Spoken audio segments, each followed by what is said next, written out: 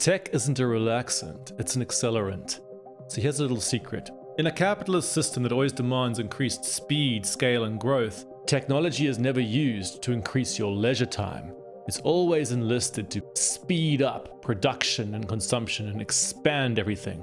This is why your life does not get more relaxed the more technology you have. In fact, it's often the opposite. We have the most technology we've ever had in human history, and yet we live frenetic, busy lives. Precisely because we're under an economic system that enlists the technology to increase the pace of life. You're expected to do more with less in the same amount of time. Automation technologies like AI, digital money, Uber, whatever it is, are never used to make your lives easier. They're used to make your lives faster. But we're flooded with all these stories that present this acceleration as some kind of unstoppable progress. Now, to survive this propaganda without losing our bearings, we need to start studying the tech accelerationist playbook, the stories and background mental models used by all the mainstream progress junkies from big tech and so on to sell us their techno-utopian visions. Now, in this video, I'm going to show you 4 core moves made by a garden variety tech optimist, and I'm going to show you 2 techniques to disrupt them. Move number 1. They use a high score model of history. In a typical video game, a player starts with a score of 0 and then accumulates a higher score as they move up levels. They also will build up an inventory of items and constantly upgrade that inventory as they reach higher levels and scores. Mainstream stories about technological and economic progress are based on the same framework. We start with this background image of humans as prehistoric beings with a score of 0, and then proceed to describe history as some kind of long march in which we go up levels, moving in a general trajectory towards ever higher technology, speed, accumulation, complexity, and scale. Now, within a high score ideology like this, innovations, such as AI for example, are seen as moving us to a new level. Not only are they perceived as increasing our score and capacity, but they're seen as upgrading upon a previous inventory. For example, through this lens, something like physical cash is seen as belonging in some older inventory, and so is believed to be in need of discarding. Now, there are 2 crucial features of this worldview to be aware of. Firstly, in a video game, you always retain your score as you move up levels. You never reset or rebase to 0 as you start a new level. Similarly, in a high score concept of history, you assume that human society carries over all the gains or points it picks up over time. Secondly, a character in a video game only has a single track and a single score, and a single through line that connects the beginning of the game to the end. Likewise, in a high score concept of history, there's this sense of some kind of singular path from the past to the future, rather than simultaneous parallel paths. Now, the second move that tech accelerationists make is to cast this single path as some kind of race. It's extremely common for business journalists or innovation pundits, think tanks, and political leaders to talk about a race to AI, or a race to cashlessness, or a race to humanoid robots. Now, what's important about these racing metaphors is it naturally creates imagery of those who lead, those who follow, and those who lag. So the digital technology industry is assumed to be out in front, leading the way towards the future. Tech magazines, for example, will run these stories about inspiring or trailblazing and heroic entrepreneurs daring to do something, funded by visionary VCs. Then we get the followers. Now, society more broadly is imagined as muddling along somewhere in the middle of the race. The small business section of a general newspaper, for example, might run stories about the need for readers to keep up with the new trends, lest they be left behind. Now, this follow-the-leader mentality is reinforced by politicians who position themselves on the proverbial sidelines of the race, encouraging us to stay up to speed with the transition. Now, if you're not leading the way and you're not keeping up, then you're languishing at the back of the race. In the case of stuff like AI, this turns up in the form of stories about future technological unemployment or the poor sods who may be outcompeted after failing to adopt it. Similarly, in the case of digital payments, we see a spate of these stories about those who may be left behind. Okay, let's go into move number 3. So if we agree that people are at risk of being left behind, then it must follow that they need rescuing. Those at the front of the imagined race are often the loudest in promoting this rescue.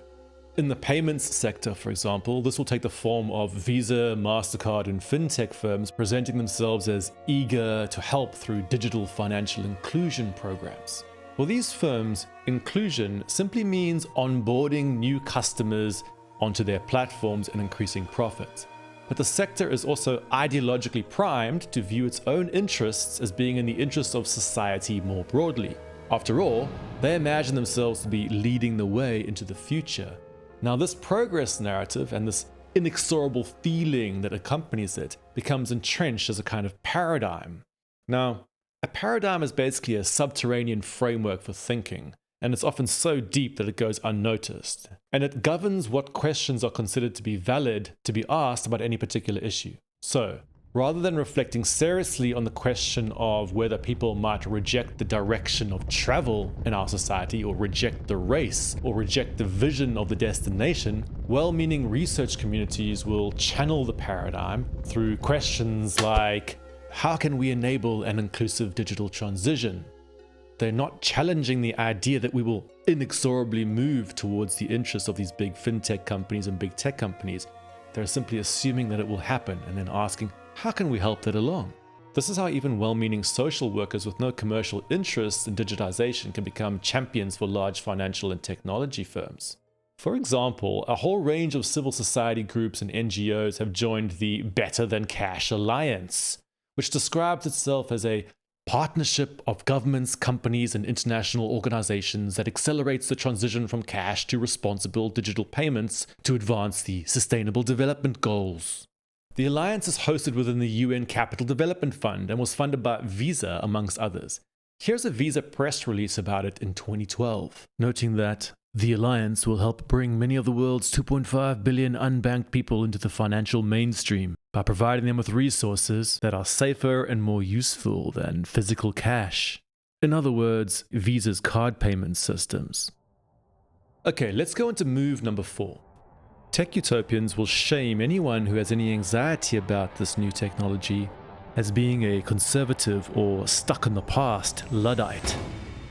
Now, the mainstream story coming out of tech startups, the corporate sector, and government is that we should all be experiencing some kind of desire for these transitions. But many people actually feel anxious and threatened by them.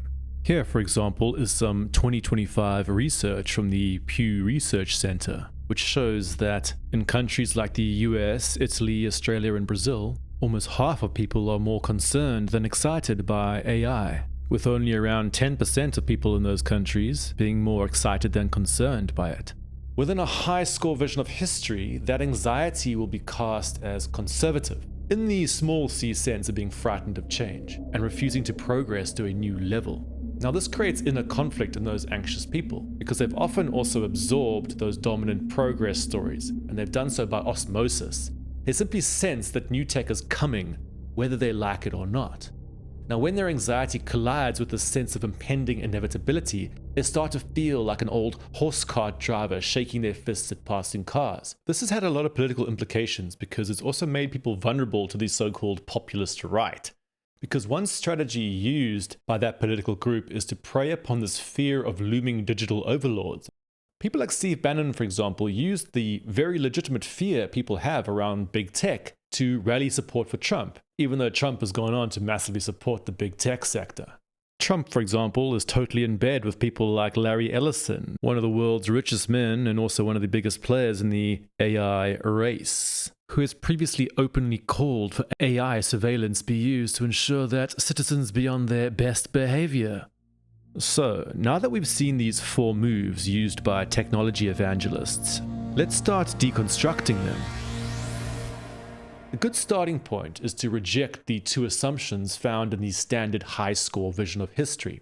Now, the first is that idea that we retain some kind of high score. In an actual human society, we not only psychologically and culturally adapt to changes, thereby neutralizing them, but we also recalibrate the entire economy to incorporate the new things as the new baseline inputs to survive. Put differently, we only start to need the new things after they've been introduced. For example, nobody needed the internet in the 1960s. It was a novelty at that point. to something you might be fascinated by and interested in and excited by. But it's only after we became totally dependent upon the internet, after it changed the structure of our economy, that you started to need it.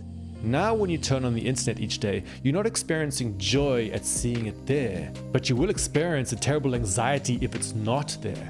Basically, if it's not there, you go into the negative, like being in a video game and getting a negative score. That's because as new technology is brought into our economy, it gets incorporated as the new baseline for survival. AKA, as you go up levels in our video game, the score rebases to 0. You don't get to retain a positive score. Now, the second big assumption in the tech progress narrative is that there's a single track into the future, rather than parallel tracks.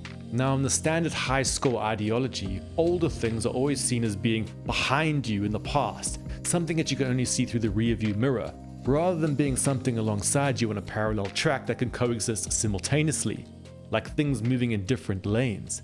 The easiest way to grasp this is through the example of bicycles and stairs. Is it reactionary to call for bicycle lanes in a world dominated by cars and Uber? Is it outrageous that we still use stairs? No. Bicycles and stairs don't merely represent older ways of being, they're parallel ways of being that draw upon a different concept of progress, one of balance, autonomy, and resilience, rather than just acceleration and expansion. In this sense, they're just as modern as escalators and Uber. In fact, a world in which we were only able to use the latter would be a nightmare. We want balanced systems rather than narrowly efficient or convenient ones. So, what happens when we take these things demonized within the single track vision of history and recast them in a parallel track world? What if we called cash the bicycle of payments? What if we called writing an essay that comes from your own mind the bicycle of thought, and the AI generated essay as the Uber of thought? Well, the first consequence is that the imagined polarity between progressive and reactionary inverts.